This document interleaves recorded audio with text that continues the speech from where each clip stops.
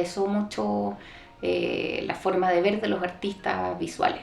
Entonces era algo que yo también quería combinar con la arqueología y por eso decidí hacer mis estudios de posgrado en historia del arte.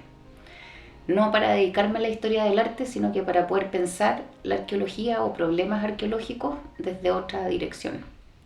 Entonces ahí se produjo un cambio hace unos 10, 12 años, en que empecé a mirar el pasado más contemporáneo desde una mirada arqueológica y que puede dialogar con otras disciplinas que también están estudiando esta historia más reciente, pero desde miradas diferentes y complementarias.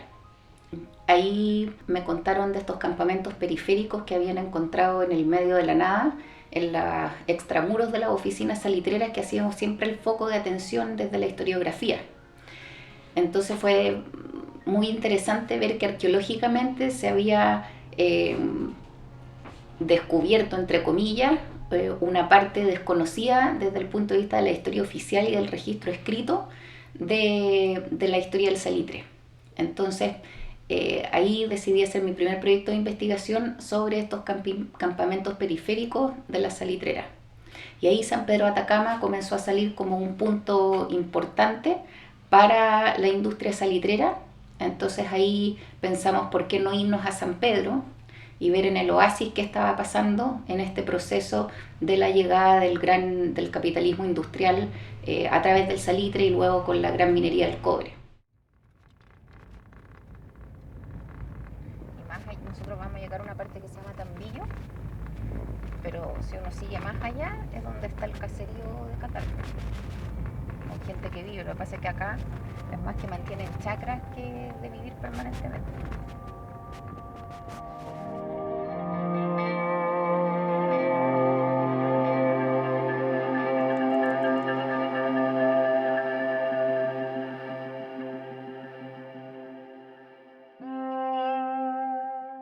Entonces, los arrieros que traían los animales desde el noroeste argentino para poder alimentar a todos estos pampinos, descansaban los animales en San Pedro. Era el gran oasis donde podían engordar a los animales después de esta travesía dura por la cordillera, en que muchas veces morían animales. Entonces llegaban a San Pedro, donde estaban los grandes alfalfales, en que podían alimentarse, componerse y después seguir la ruta hacia la salitrera. Y estamos en un lugar que fue importante en la época de las remesas o de los toros, como le llaman acá, que fue desde fines del siglo XIX a las primeras décadas del siglo XX. Y este lugar, por ejemplo, que vemos acá, que es una estructura de grandes dimensiones y que no es la única, sino que hay varias repartidas en distintos ahillos de San Pedro, es donde nosotros pensábamos originalmente que es donde estaban los animales, donde los guardaban en esta época de reposo. Sin embargo, después hablando con gente, porque todavía quedan no sobrevivientes de la época, pero sí nietos o hijos. Y ellos nos contaron que en realidad no eran corrales, que era la primera impresión que nosotros tuvimos, sino que eran canchones, y que en estos canchones se guardaba pasto, no animales. Por eso pensamos que también son los muros tan altos que eran para resguardar este bien de lujo, básicamente, que era el pasto, que es lo que estaban vendiendo, y es lo que le permitió a la población originaria de acá insertarse en este circuito económico nuevo que llegó con esta expansión capitalista industrial que trajo la gran minería del salitre y posteriormente el cobre. Entonces lo que hemos hecho en este proyecto desde el año pasado ha sido registrar los distintos canchones que están repartidos en San Pedro y estudiar la arquitectura, si existen patrones constructivos que se repitan, es decir, si usan los mismos adobes. Por ejemplo, este está construido con adobes chicos, hay otros que están construidos con tapiales, que son unos adobes mucho más grandes que se hacen en molde. Vemos el ancho de los vanos, del acceso, vemos si tienen adornos como esas coronas que se ven arriba sobre los bordes de los muros. Entonces la pregunta era, si los animales no estaban acá y había pasto, ¿dónde estaban? La gente nos contaba que estaban sueltos y que los vigilaban estos remeseros, pero este también es una situación particular porque sí existe una suerte de corral, pero natural.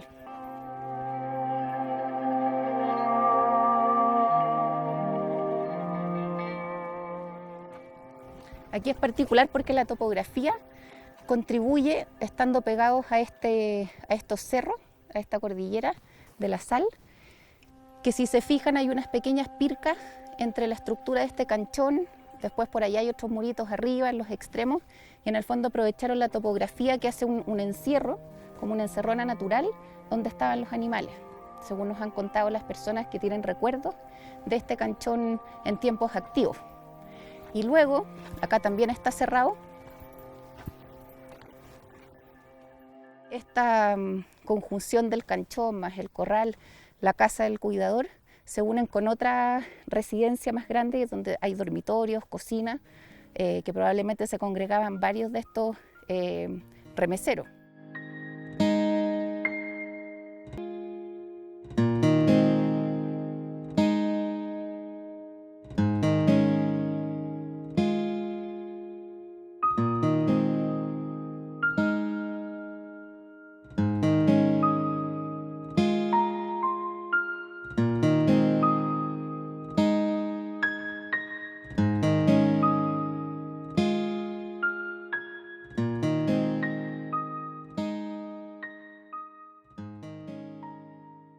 Y este al parecer es el lugar donde la gente que administraba de alguna manera este lugar vivía, digamos. Entonces esto en el fondo está asociado un poco al tema como administrativo, más bien al parecer, de el otro sector del sitio que vimos, que es el canchón, digamos, donde están más asociados al tema animales y de pastos propiamente tal. Respecto a esta estructura, todo este sector que estamos viendo acá está hecha de piedra, ¿no es cierto? Y piedra como, principalmente como bolones, seguramente del río, ninguna presenta mucho canteado y está pegada con argamasa. Pero cuando uno llega a este punto de acá, ¿no es cierto? Está claramente el corte y este sector de acá del muro es otro material. Esto es adobe y por lo tanto responde a otra lógica constructiva. Y bueno, por otro lado están estos dos grandes troncos, ¿no es cierto?, al centro, que supuestamente están asociados al tema de faenamiento de los animales.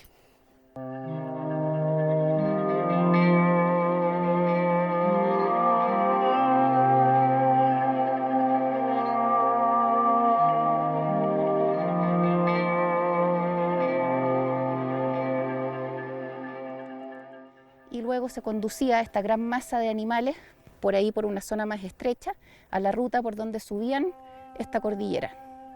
Y luego pasaban hacia el otro lado y finalmente se dirigían hacia Calama.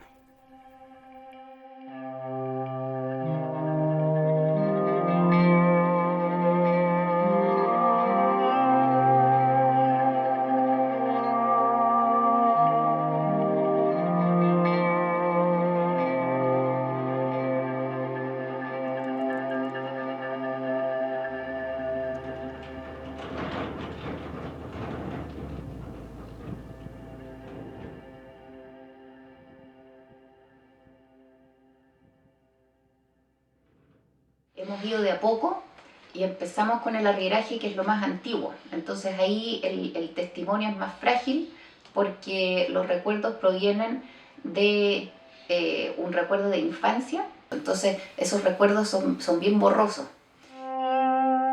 Empezamos este año recién con la sal y ahora recién estamos aventurándonos con el azufre. Además hay que pensar que son minas bastante chicas, no es como irse a Chuqui. Si bien también hay una parte importante de atacameños que se van a la gran minería Chuquicamata, ahí están estos otros que se quedan, que privilegian tal vez no alejarse tanto de sus lugares de origen y suben a estas minas de azufre o se van a la sal. Bueno, acá como estas minas fueron explotadas en tiempos mucho más recientes que la época de los toros que veíamos allá en Catarpe y en el resto de los otros canchones, esto comienza en los 60, entonces tenemos testimonios de personas que trabajaron acá y que fueron protagonistas. Y lo que nos interesa es ese grado de la capacidad que estamos viendo de hacer distintas tareas, que ellos no abandonaban del todo, subían San Pedro, tenían allá sus tierras, su propiedad.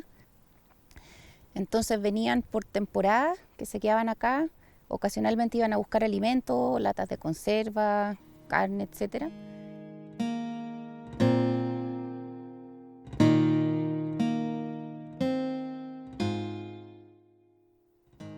Bueno, acá estamos en uno de los varios basurales discretos que hay cerca del campamento. Y aquí, bueno, hay muchas latas, son los restos de comida básicamente, y acá podemos ver corontas de choclo que nos indican de la dieta que tenían estas personas.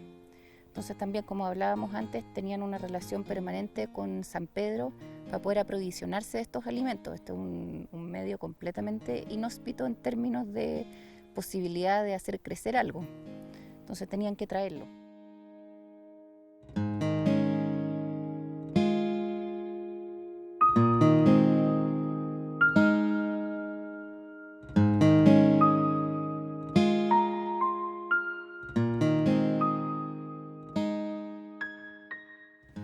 Junto con los otros elementos de dieta, de alimentación que hemos visto, acá hay bastantes huesos y lo interesante es ver que tienen un corte de sierra. Por lo tanto, esto nos está mostrando que no era que trajeran el animal completo, sino que son cortes de carnicería con una sierra y están trayendo presas que luego acá cocinan. Entonces eso con el choclo más las latas de conserva, uno va también ahí pensando como en el menú que tenían estas familias. También se encuentran en los basurales, por ejemplo, zapatos de mujer con taco y con diseño. Entonces eso también está ilustrando que eran unidades familiares que, pese a que algunos relatos hablan que es un medio muy masculino, que solo trabajan hombres, la basura o estos restos nos están indicando que había mujeres también. Entonces es bien variada la gama de basura y de acuerdo a dónde se encuentran también nos permite inferir áreas de actividad más específicas. Es decir, tenemos los basurales por un lado en que claramente están descartando cosas ya en desuso y otras como este campamento en que también se ve que están ocupándolo para distintas actividades.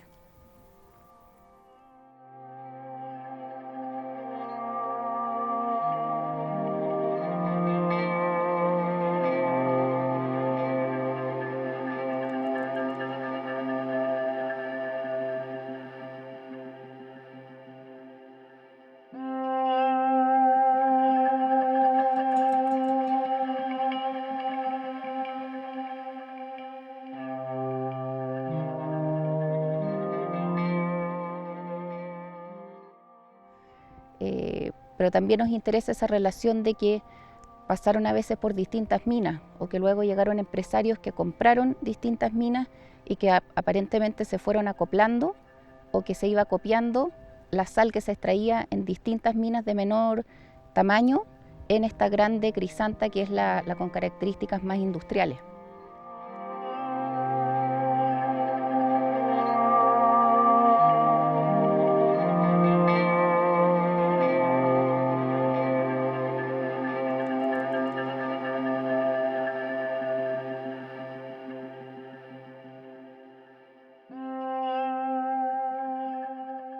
Hoy en día, en la etapa de trabajo que estamos, fundamentalmente tiene que ver con el registro topográfico y de en planta, digamos, de estos sitios de las salinas. Tenemos alrededor de 16 minas de sal ubicadas acá en el área del Valle de la Luna. Esta viene a ser una de las que nosotros consideramos de volúmenes de extracción grandes, digamos, medianas a grandes.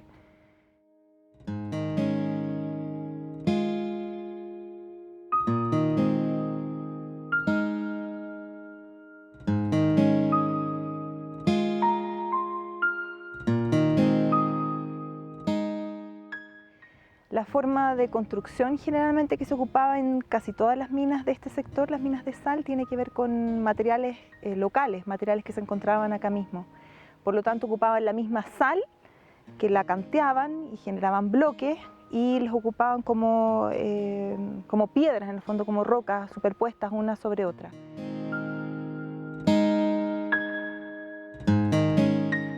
Las estructuras que nosotros podemos ver ahora acá tienen que ver fundamentalmente con áreas probablemente de administración, que son las estructuras que están al principio, en la entrada de Victoria. Nosotros suponemos por el lugar donde se ubican y porque era un sector de acopio probablemente de material, que tenían que ver fundamentalmente con temas de administración, probablemente un portero que estaba instalado allá y que eran áreas de habitación, pero que tenían que ver con el control un poco del área de la mina.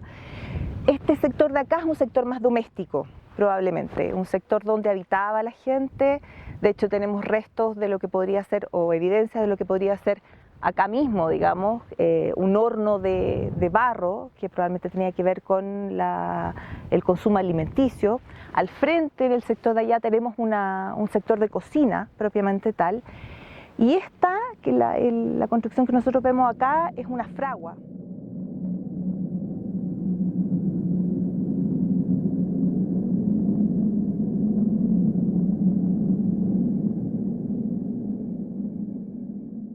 Una vez que terminó la explotación en esta área, que fue alrededor de 1970, sobre todo cuando empezó a funcionar la sal Lobos y que las salas empezaron a tener que yodar, estas minas en el fondo perdieron valor. Es mucho más caro la explotación de este tipo de sal que la explotación de sal de mar, y por lo tanto el proceso de extracción de toda esta zona se paró y probablemente la gente se llevó todos los elementos de vuelta.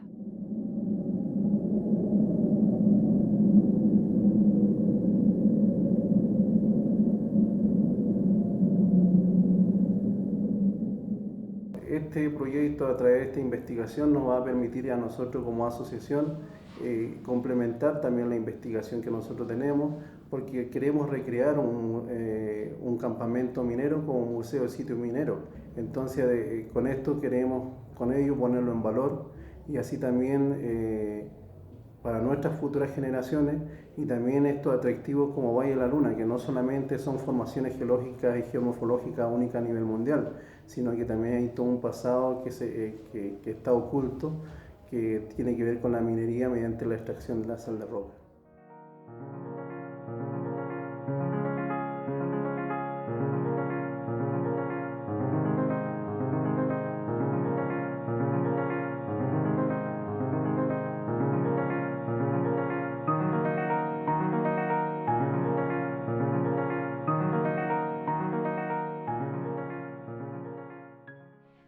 Ser partícipe como arriero o buscando azufre, yendo a las minas de sal o buscando yareta, es como parte de diversificarse, y de que hay muchos atacameños que le hacen a estos distintos oficios y que no los entienden como algo contradictorio entre sí, sino que se están constantemente moviendo, y que yo creo que lo que reúne a estas distintas prácticas es el territorio, es un buen conocimiento de ese territorio.